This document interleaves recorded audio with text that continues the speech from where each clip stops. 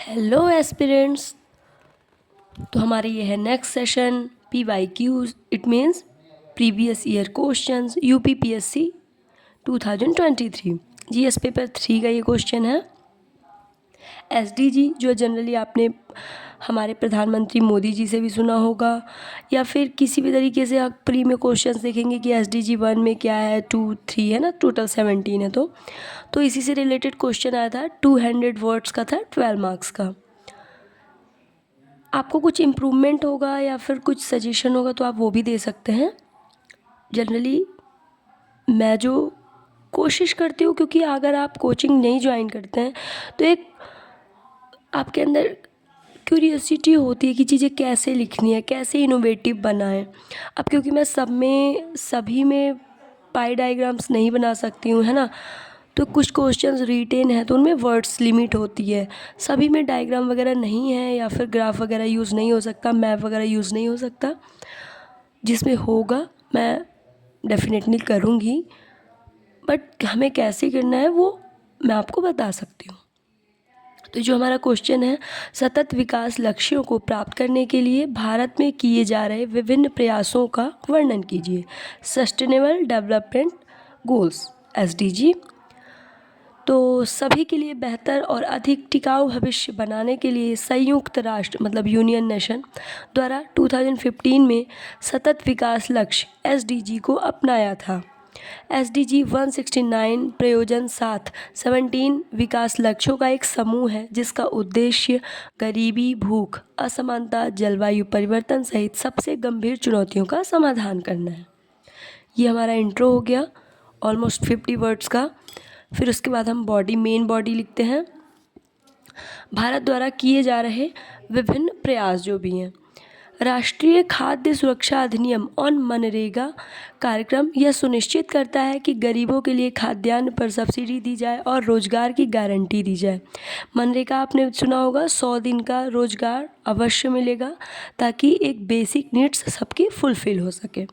यह हर किसी को किफ़ायती और पौष्टिक भोजन और आय तक पहुंच सुनिश्चित करके SDG 1 गरीबी और SDG 2 शून्य भूख जीरो हंगर हासिल में करने में मदद करता है, जो हमारे हंगर इंडेक्स को भी इम्प्रूवमेंट करेगा। सेकंड पॉइंट, स्वास्थ्य देखभाल जो SDG 3 को प्राप्त करने में सहायक हैं वे हैं राष्ट्रीय किशोर स्वास्थ्य कार्यक्रम, आयुष्मान भारत, राष्ट्रीय डिजिटल स्वास्थ्य mission NDHM, jam, Trinity Jan Dhan योजना जो कि आपने कोरोना टाइम पे बहुत ज़्यादा सुना होगा, आधार और मोबाइल डिजिटल पब्लिक इंफ्रास्ट्रक्चर को सूजित करने में सहायक साबित हुए, जो वित्तीय समावेशन को आगे बढ़ाने में सहायक होगा। जलवायु परिवर्तन प्रभाव कम करने के लिए योजनाएं हैं जैसे नेट जीरो प्रतिबद्धता, राष्ट्रीय स्वास्थ्य वायु कार्यक्रम आदि, है ना एग्जाम्पल। तो ये एग्जाम्पल देने से क्या होता है, आप चीज़ों को कनेक्ट कर पा रहे हैं और प्रैक्टिस करनी है। सबसे ज़्यादा प्रैक्टिस करेंगे क्योंकि वहाँ पे आपके पास इतना सोचने का टाइम नहीं होता, माइंड मैपिंग का टाइम नहीं होता। तो ये सारी चीज़ें अगर आप कंटिन्यू प्रैक्टिस करेंगे तो ये चीज़ें ऑलरेडी आपके आंसर्स में शो हो जाएंगी, दिख जाएंगी। फिर हमने कुछ बताया है कंक्लूज़न, विभिन्न चुनौतियों के बावजूद भारत ने हाल के वर्षों में SDG हासिल करने में महत्वपूर्ण प्रगति की है। लाखों लोगों को गरीबी से बाहर निकाला, मातृ एवं शिशु मृत्यु दर कम किया। 2030 तक जो है ये गोल्स अचीव करना है, तो बहुत कुछ अभी करना बाकी भी है। आपने अभी इंडेक्स आया था गरीबी से रिलेटेड, पॉवर्टी से, है ना, इन सब में इम्प्रूवमेंट देखा होगा इंडिया का, तो ये कहीं ना कहीं इसी से रिलेटेड है। आप किसी भी चीज़ को करंट अफेयर्स से रिलेट कर पाते हैं, इट मीन्स कि आप कंटिन्यू करंट अफेयर्स से अगर आप रिलेटेड हैं, कंटिन्यू न्यूज़पेपर वगैरह देख रहे हैं, तो आप प्री के लिए भी और मेंस के लिए, दोनों के लिए बहुत हेल्पफुल होता है। फिर हमारा ये नेक्स्ट क्वेश्चन है, GS पेपर 3 का ही है। आणविक प्रसार मतलब न्यूक्लियर प्रोलिफरेशन, है ना, के मुद्दों पर भारत का दृष्टिकोण क्या है, व्याख्या कीजिए। जब आपको पता है, जब भारत ने हमें मतलब न्यूक्लियर टेस्ट के लिए कितना ज़्यादा वर्ल्ड मंच पे जो है प्रॉब्लम फेस करना पड़ा था। इतना इजी नहीं था ये सफ़र जो था आणविक प्रसार मतलब न्यूक्लियर प्रोलिफरेशन का, स्प्रेड का।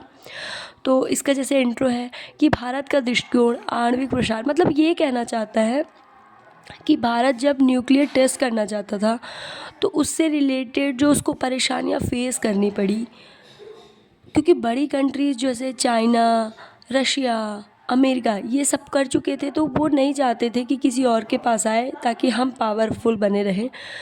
लेकिन कैसे भारत का जो दृष्टिकोण था और सबने स्वीकार किया, कुछ ऐसा क्वेश्चन है। तो इसका जो इंट्रो है कि भारत का दृष्टिकोण आणविक प्रसार को लेकर जटिल है। भारत ने NPT मतलब नॉन प्रोलिफरेशन ट्रीटी परमाणु अप्रसार संधि का विरोध किया, इसका मेंबर नहीं बना। इसका मेंबर ये था कि जो मेंबर इसका बन जाता था फिर वो न्यूक्लियर टेस्ट नहीं कर सकता था। इंडिया ने इसका सपोर्ट नहीं किया और उसने साइन नहीं किया क्योंकि यह भेदभावपूर्ण मानता है। मतलब बड़ी कंट्रीज़ ने खुद बना लिया ताकि उनका दबदबा बना रहे और फिर हम पे जो है वो रूल कर सके, तो भेदभावपूर्ण मानता है। भारत का रुख सुरक्षा अनिवार्यताओं और विकसित होता निरस्त्रीकरण उद्देश्यों को संतुलित करने के लिए ईमानदार प्रयास को दर्शाता है। तो अब जो भारत का दृष्टिकोण है कुछ वो पॉइंट्स बता देते हैं कि भारत परमाणु हथियारों का पहले उपयोग न करने, नो फर्स्ट यूज़ की नीति का पालन करता है। ये मैंने सिर्फ शो के लिए किया है, आप इसको यूज़ नहीं कर सकते हैं। इंग्लिश में हिंदी मीडियम वालों को इंग्लिश वर्ड नहीं यूज़ करने हैं, माइनस मार्किंग होती है। मतलब भारत जो है फर्स्ट यूज़ नहीं करेगा, बट अगर कोई यूज़ करेगा तो हम उसका आंसर देंगे। भारत का मानना है कि सभी देशों को शांतिपूर्ण उद्देश्यों के लिए परमाणु हथियार विकसित करने का अधिकार होना चाहिए। हाँ, बस ये है कि वो गलत यूज़ में ना हो।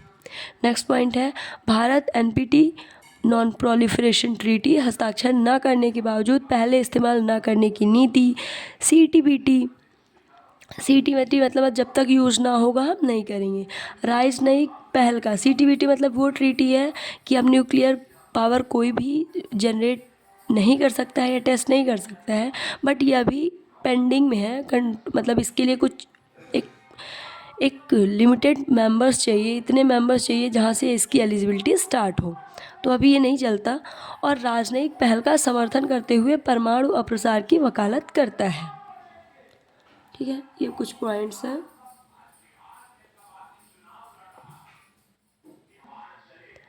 फिर है भारत की परमाणु नीति का मुख्य उद्देश्य किसी भी राज्य या संस्था द्वारा भारत और उसकी सेनाओं के विरुद्ध परमाणु हथियारों के उपयोग या धमकी को रोकना है। फिर ये एक स्टेटमेंट है जो मैंने सिर्फ दिखाने के लिए किया है, अदरवाइज़ आप यूज़ नहीं भी कर सकते हैं। 1998 में परमाणु परीक्षणों के बाद वाजपेयी जी ने एक साक्षात्कार मतलब इंटरव्यू में कहा था कि परमाणु विस्फोटों को गोपनीयता के आवरण में छिपाने की कोई ज़रूरत नहीं है। भारत अब एक परमाणु हथियार संपन्न राष्ट्र है, क्योंकि जब हमने टेस्ट किया था तो बहुत गोपनीयता से किया था, वरना ये करने नहीं देते बड़ी कंट्रीज़। तो इसका निष्कर्ष होगा कि भारत वैश्विक परमाणु निरस्त्रीकरण और दक्षिण एशिया में परमाणु हथियार मुक्त क्षेत्रों का समर्थन करता है। मतलब इंडिया जो है रखता ज़रूर है, बट वो चाहता है कि परमाणु हथियार मुक्त क्षेत्र जो है वो बने। For today thank you so much. और वीडियोस ज़्यादा से ज़्यादा लोगों को शेयर करिए ताकि हेल्पफुल हो सबके लिए। For today thank you so much.